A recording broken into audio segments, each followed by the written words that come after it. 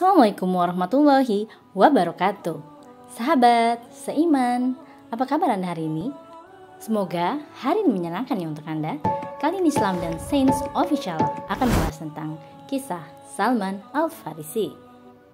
Nah, sebelum lanjut, baiknya mari bersama kita klik tombol like dan subscribe video ini agar kami dapat terus menebarkan syiar dakwah Islam yang bermanfaat. Amin amin ya robbal alamin. Ini adalah kisah Salman Al-Farisi bagian kedua. Kisah kali ini terkait dengan berita masa depan yang ditemukan pada saat menjelang Perang Khandaq. Pada Perang Khandaq, sewaktu penggalian parit, Salman Al-Farisi tidak tinggal diam. Dia ikut menggali tanah berbatu bersama dengan kaum muslimin yang lainnya. Rasulullah pun tidak ketinggalan. Beliau membawa tembilang memecah bebatuan pula. Kebetulan di daerah tempat Salman dan teman-temannya terdapat batu besar yang sangat kuat, di mana tembilang mereka tidak mampu untuk memecah batu tersebut. Salman Al-Farisi adalah seorang laki-laki yang sangat kuat dan tegap. Sekali ayun batu besar pun bisa pecah bertubi-tubi. Tetapi menghadapi batu besar tersebut, ia tidak berdaya. Bantuan dari teman-temannya pun tidak mampu untuk memecahkan batu besar tersebut. Kemudian akhirnya Salman Al-Farisi menghadap Rasulullah SAW. Beliau melaporkan tentang kondisi yang mereka hadapi, sekaligus meminta izin mengalihkan jalur parit dari garis semula untuk menghindari batu besar yang tidak mampu dipecahkannya.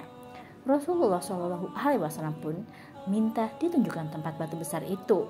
Setelah melihatnya, beliau meminta sebuah tembilang dan menyuruh para sahabat mundur agar tidak terkena pecahan batu. Rasulullah membaca basmalah dan mengangkat kedua tangannya yang mulia yang memegang erat tembilang itu. Dengan sekuat tenaga dihantamkannya ke batu besar itu.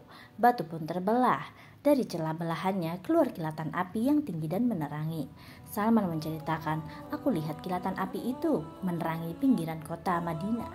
Rasulullah SAW bersabda, "Allahu Akbar. Aku telah dikaruniai kunci-kunci negeri Persia."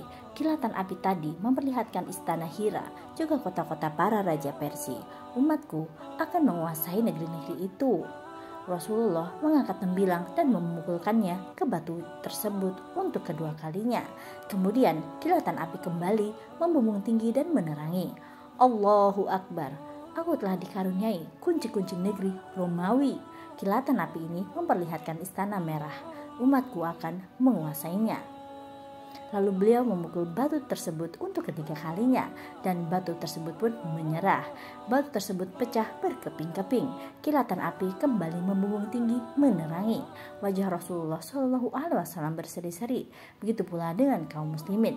Beliau mengabarkan bahwa beliau melihat istana negeri Syria, San'a, dan negeri-negeri lain yang nantinya akan dikuasai oleh kaum muslimin. Maka dengan mantap kaum muslimin serentak berseru, "Inilah yang dijanjikan Allah Subhanahu wa Ta'ala dan Rasulnya.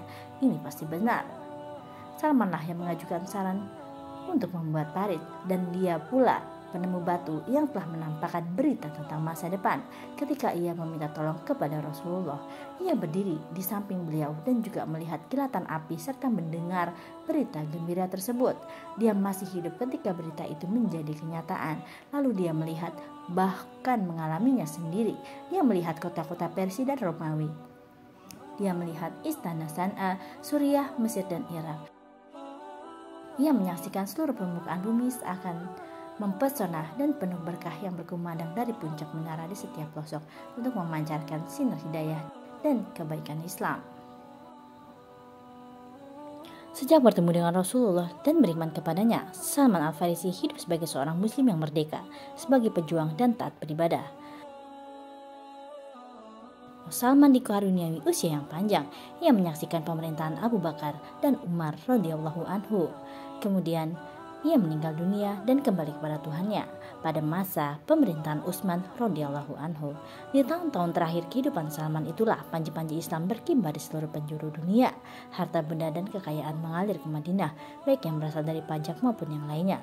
Lalu kekayaan itu pun dibagikan ke warga sebagai tunjangan hidup yang dibagikan setiap bulannya.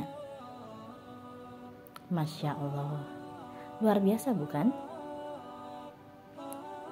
Wallahu a'lam bishawab. Assalamualaikum warahmatullahi wabarakatuh.